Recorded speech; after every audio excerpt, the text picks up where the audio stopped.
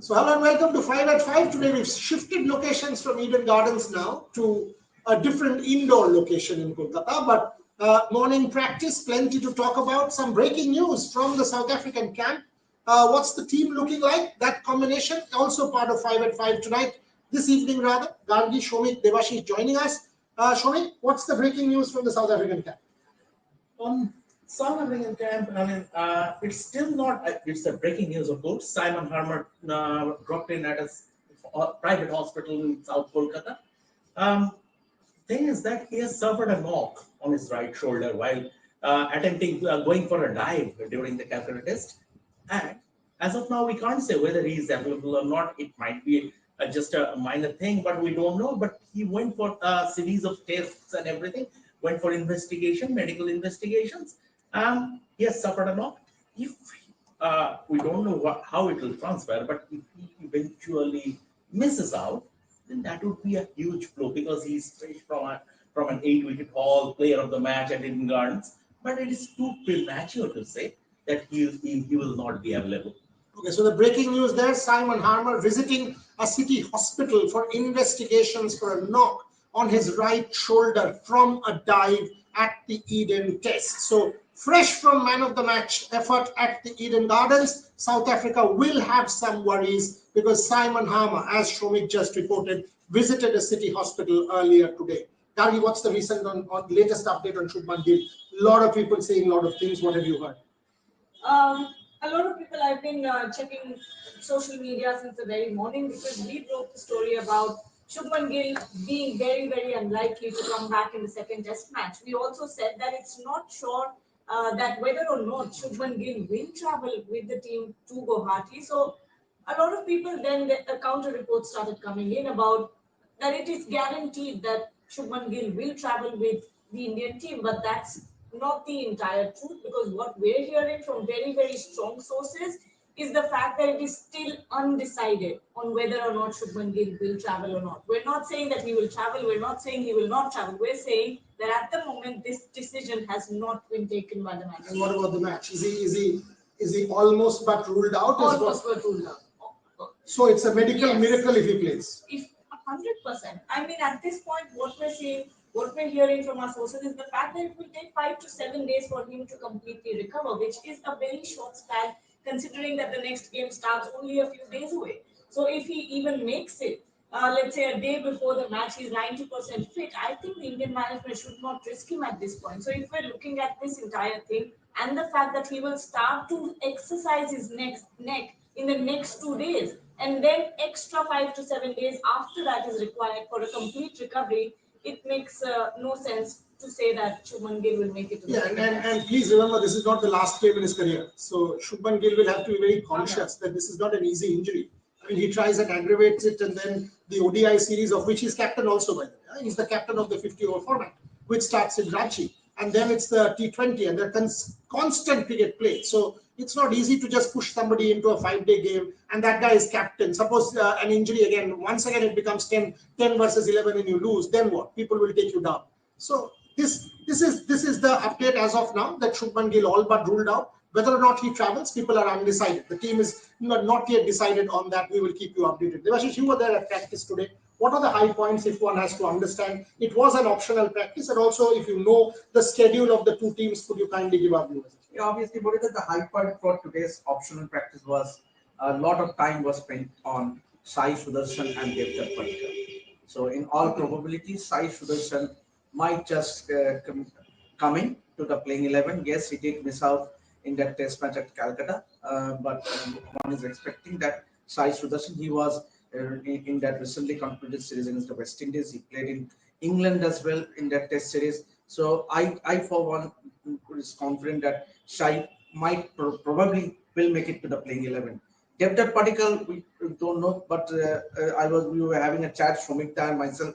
Gargi was also part of that. And we reckon that Nitish Kumar Reddy is also in the reckoning to get into the side at the expense of an Akshar Patel. Nice. Shomik, you want to add to that? So what Devashish is saying, two changes. Shubman Gill, if he is sort of sitting out, Rishabh captains, and then Sai comes in. and what he's saying is Akshar Patel. So good, because a left-hander going out, a right-hander in Nitish Reddy, and Sai comes in as a left-hander. So it's okay. You balance it out that way. Is that the team then? I think so. I think so because Sai Sudarshan, as far as my sources are concerned, Sai Sudarshan is returning to the fold at number 3. In that case, Dhruv Jurel would be number 4, given that Shubman Gill is not playing. So Dhruv Jurel would be number 4, and Nitish Kumar Reddy will come in for Akshay Patel. That's as of now. But Guwahati, we have to go to Guwahati. We have to we'll have to have a look at the conditions. I am not too sure. I mean, I expected India to take the first flight to Guwahati after the Indian test and go and train there, because this practice session in the morning basically didn't serve any purpose. Because here you are training on black soil pitches. Conditions on red soil pitches will be entirely different. And Guwahati for the first time would be hosting a test match. So, given taking everything into account, I think it was release of the Indian team management not to go to Guwahati yesterday and have their first practice session at Guwahati today. Devanshish, what is the plan before I go to Gargi again? Do you know what time the teams are traveling? Because okay, let me put this also on record for our viewers. All the coverage from Guwahati will be by these two people, Shomik and Devashish, both of who travel tomorrow. Both of them will be in Guwahati by afternoon, evening of the 19th. So you will get all their coverage starting from tomorrow night itself. So both our reporters will be in Guwahati. On ground coverage continues. So you will not miss out on anything, is what I can promise you. Do you know the team schedule yet at this point? Do you have any idea when the teams are traveling and all of that? Don't know the exact time as of now, But they're traveling traveling. Yes, 100% they are traveling tomorrow, and expected that since it's a travel day tomorrow, so none of the team will have any training session. So, coming to Shomik's point, is it would have been ideal for the Indian team to travel to Guwahati and utilize the conditions there. And given that a test match has been staged there for the first time, so they would get to know what exactly the conditions is rather than practicing at Eden Gardens today. So, these two make a good point. But when I check travel and logistics and all of that, connections to Guwahati are not that many. And given the flight schedule, Indigo and stuff like that, it is difficult to kind of I think there's a lot more to be considered because it is the Indian team, security, logistics, a lot of things. Getting everything together. No, they could have chartered, but then the time to charter again is about what, 24 hours. So to get all that sorted, and they practiced here in Kolkata. But Guwahati will also have to live up to a lot. Kolkata has set the bar. Absolutely. I mean, it's the first test. If there are no people, I mean, if there is less crowd, everyone will say, look at Eden Gardens, 40,000, 45,000. It's the first time you're playing a test match. Where are the people? Guwahati has a difficult act to follow. Look, Eden Gardens is, like Shomik called it, one of the most storied venues in Indian cricket. You always know that Kolkata crowd, no matter what game, IPL, international cricket, bilaterals, World Cups, will always show up in huge numbers. Kolkata crowd is incredibly passionate about their cricket.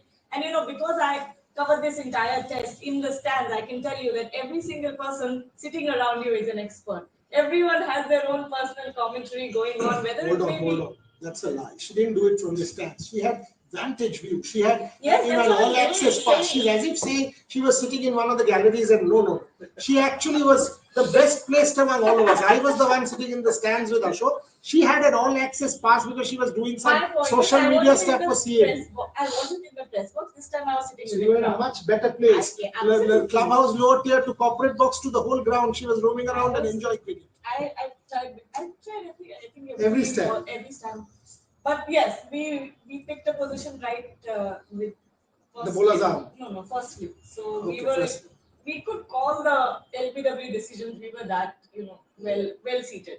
But again, point is, a lot of credit also goes to Saurav Ganguly for the way that he marketed the test match, and it was necessary because Test cricket was coming back to Eden after 6 years. Whether or not that will happen in Guwahati is to be seen, but at the same time, at least you now know where to take Test cricket. That's what I'm saying. Now first day 45,000 plus, second day 32 something. No, it's just the reverse. You've done a Gandhism. It's okay. 36,000 on day 1, 42,000 on day 2. Day 3 it was close to, yes. So those are unreal numbers for Test cricket. We don't see those numbers. Yeah, Don't, 85, don't 25. put me into numbers. It But was anyway, 85-25 at the end. intentions are pure. I would say the master stroke was But 60 rupees for Absolutely. a day's match. Means where would you find a ticket priced at rupees 60? Means 60, 100, 150. yeah, the minimum but- is 60 means that was a master stroke, I would say. But on a serious note, moving away from Gandhism, India staring at something that has never happened before. In a little over 12 months, they are staring at two whitewashes in 3 home series. It has never happened before. In the 1950s, when against West Indies, India had 4 captains in 5 test matches. Even then, during that volatile period, it didn't happen. So India, I mean, it would be utter humiliation if India don't lose it to Guwahati. It would be utter humiliation. Don't win him. You don't know even if it is a draw, even if the test is a draw, South Africa win the series. Yeah, yeah. South Africa win the series, and if South Africa wins, it's a whitewash. So either way, it's a utter humiliation. And against New Zealand, you could have said it's a one-off. I mean, an aging team. It's heading towards transition. Now you don't have any excuses left, and this kind of pitches are of your choice. You have asked for this guy tailor-made pitches. So this would be India. I mean, this is something India is staring at. It has never happened before. He's making some important points, Devashish. I mean, it's a huge test match for Gautam, a massive test match for Pant. Pant has just come back from injury after 4 months, and he's now captain or will be captain, can be captain if the medical miracle doesn't happen. So let's hope that 1% Shubman turns up, but if he doesn't, it's Rishabh Pant, and that's likely. So Rishabh as captain and batter will have to step up. Yeah, and especially as a captain, means obviously that third morning not using Jasprit Bumrah, I think he has earned, and I think that was a tactical blunder not to use Jasprit Bumrah from one end at the start of day 3. So I think yes, these are all learning with more experiences. He will learn as a captain. We know Rishabh Pant what he brings to the table as a batter, wicketkeeper batter, because he's your X factor. Means yes, but I think a bit of responsibility he should add. So some sort of responsibility to his game. I know that is not the style he plays with. Obviously, that trying a reverse sweep or trying a flamboyant start at the start. We know if Rishabh Pant is there in the middle for 30 minutes, he can just change the course of the match. And that is what we want from Rishabh Pant as captain. And now more so with Shubman Gill missing out. If he doesn't play in Guwahati, then or the onus will be on Rishabh Pant to show some sort of responsibility. And talking about Gautam Gambhir, we all saw it was evident clearly he was under a lot of pressure. And you could see from today's optional practice, he was having a chat one-on-one session with literally everyone, each and every player that was present. 6 or 7 of them were present, and he was having a word with everyone. He was having in long chats with Tangshu Kotak, Morni Morkel, Adrian Laru. So I think the coach, the Indian team head coach is under a lot of criticism and also under a lot of pressure, given that he has already lost a series against New Zealand. And now staring at a whitewash against South Africa as well. Same question. Gautam Gambhir is there a very important point. Huge match for Gautam and the kind of pressure that is building on him. Exactly, and I think he's in a bit of a conundrum at this moment. Not conundrum, but he's stuck in the middle.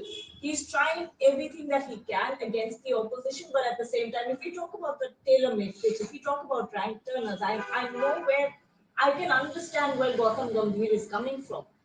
The problem is it is the execution that is lacking over and over again. Again, we've said this multiple times. Experts have said it. Sunil Gavaskar has said it. Gautam Gambhir himself has said it that this wasn't an unplayable pitch.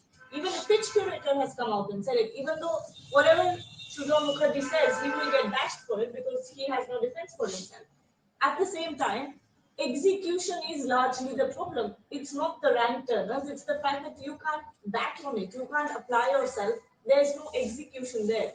So, this is where Gautam Gambhir is stuck at the moment. I understand his intentions, which is why ahead of this match, I also said that I understand where this team selection is coming from. And when we talk about this particular pitch, it makes a lot of sense.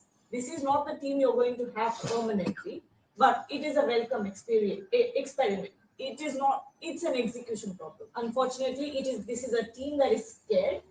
This is a team that is lacking trust in specialists When- at the moment. When they are taken out of the comfort zone. Showing, I've actually done a column basically saying that Gautam Gambhir is trying a template, but with a team that is mentally fragile. Exactly. Now, there are two things to it. They can't be grey. It's black and white.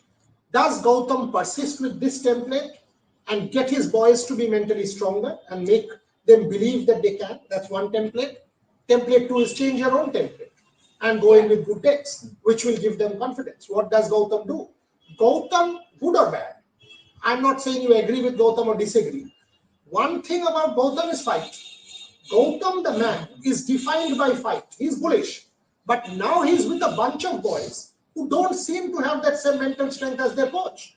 Now, does he continue with this template, or does he go back and change his template and create something which will tailor, suit these people? It's sort of a catch-22 situation.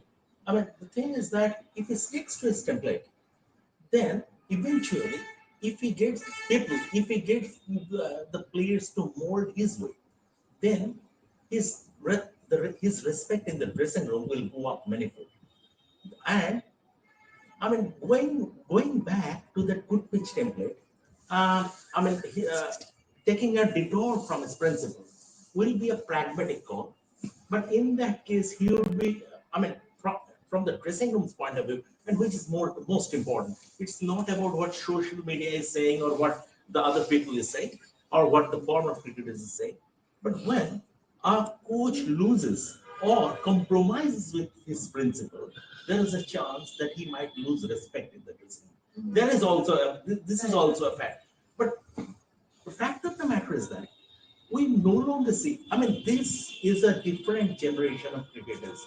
We no longer see the Kadus mentality anymore in majority of them. They have players, they are our players, but the majority of them are bit of a snowflakes. So from that point of view, Gautam Gambhir, maybe it will happen. Gautam Gambhir is trying that.